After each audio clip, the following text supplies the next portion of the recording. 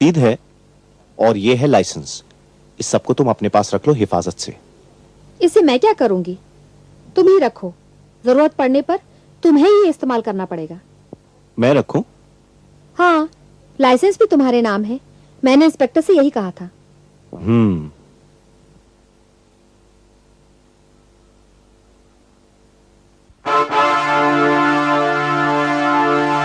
सिंह, वो दिन आ गया जिसका हमें इंतजार था। आज रात ठीक 8 बजे हमारे घर पर जाना, दरवाजा खटखटाना और समझ गए ना? समझ गया हुजूर, समझ गया।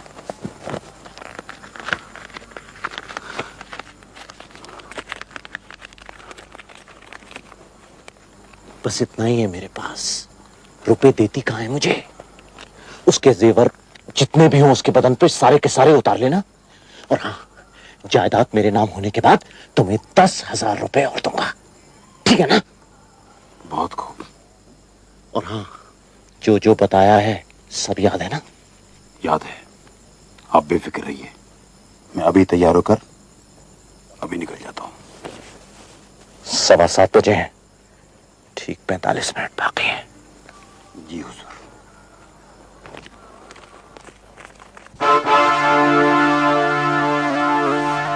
चलो, सुनकर अच्छा लगा। अब तुझे डर वर तो नहीं लगता? हाँ रेखा, क्या बताऊं, 2 हफ्ते पहले मेरी क्या हालत थी। इस वक्त से मैं परेशान होती थी। रास्ते में वो गुंडा अब आया अब आया। अब तो तुझे डर नहीं लगता? अब तो सब ठीक है। चलो चलते हैं। अच्छा।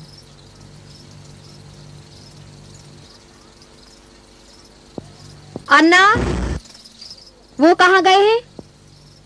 जब ये आई थी तभी वो चले गए। कहकर गए हैं 8 बजे आएंगे। ठीक है, तू जाकर रसोई बना, मैं जल्दी खाकर सो जाऊंगी। जी।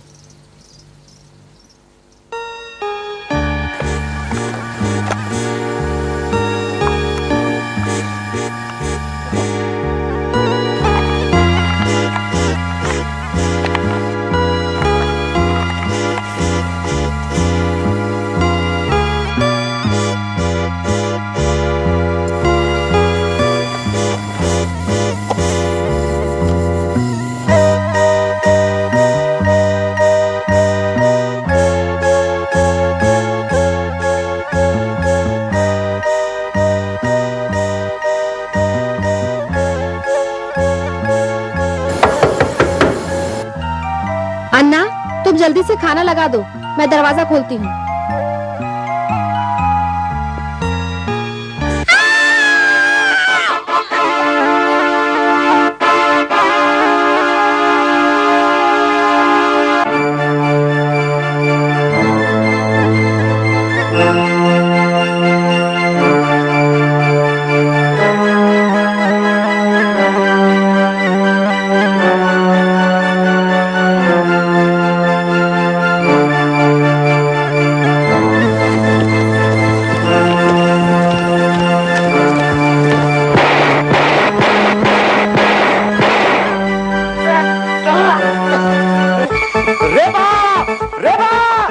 रेबा, रेबा, हाँ? ए अन्ना, अन्ना ये रेबा को क्या हो गया? रेबा का खून हो गया, हाँ? ये गुंडे ने रेबा को मार डाला, मगर मैंने भी गुंडे को मार डाला, हाँ? उसकी लाश घर के बाहर पड़ी है। मैं भी पुलिस को इत्तला करके आता हूँ। इंस्पेक्टर साहब, रेबा भगवान के पास चली गई। इंस्पेक्टर साहब,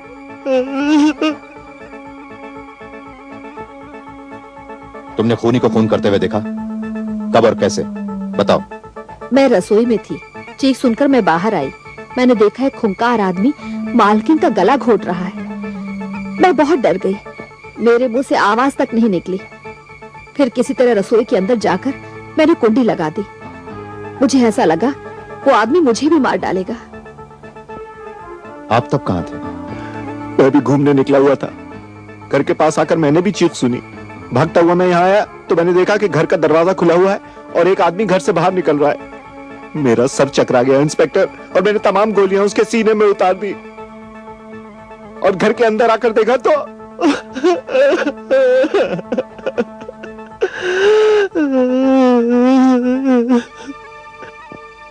आप पिस्तौल लेकर घूमने जाते हैं?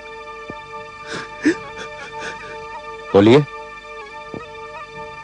हाँ, पिस्तौल का लाइसेंस मेरे ही पास है और मैं हमेशा पिस्तौल अपने पास रखता हूं। पिस्तौल दीजिए, मैं उसे जब्त करता हूं।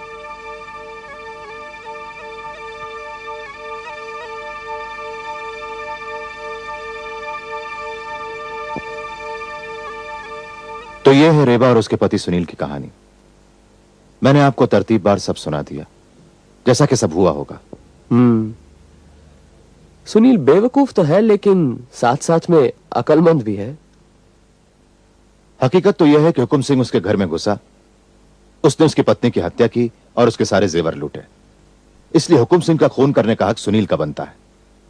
उसने एक ईंट से दो चिड़ियां मारी, अपने पिता की सारी जायदाद हथिया ली और अपने कुकर्म के एकमात्र गवाह हुकुम सिंह को अपने रास्ते से हटा दिया। रेबा की कोई वसीयत थी नहीं, इसलिए उसके गुजर जाने के बाद कानूनन वही मालिक बन बैठा। कोई रास्ता निकाले व्यंकेश बाबू। जब भी सुनील को देखता हूं तो यही लगता है कि इतना बड़ा धूर्त और बदमाश कानून को अंगूठा दिखाकर धड़ल्ले से मजे उड़ा रहा है। यह बात हजम नहीं होती।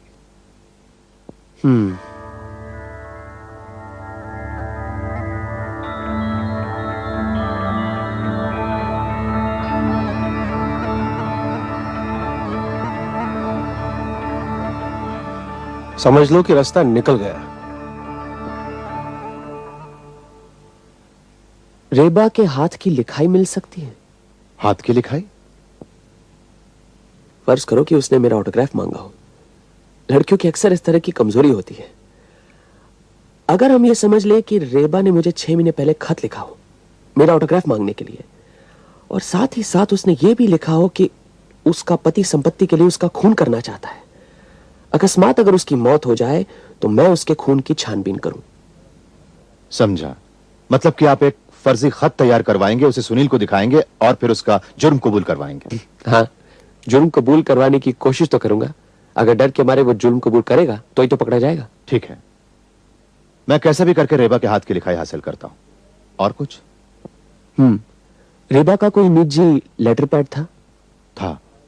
वो भी ले आऊंगा। और एक टेप रिकॉर्डर।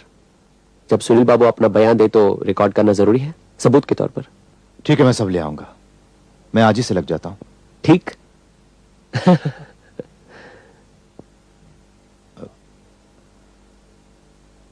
माफ कीजिएगा सुनील बाबू। अरे इंस्पेक्टर रमनी, रेबा हत्याकांड के सिलसिले में मैं एक बार फिर से आपके घर की तलाशी लेना चाहता हूं। हाँ हाँ, शौक से। बल्कि मैं तो चाहता हूं कि आप इस केस को जल्द से जल्द सुलझाएं। आओ।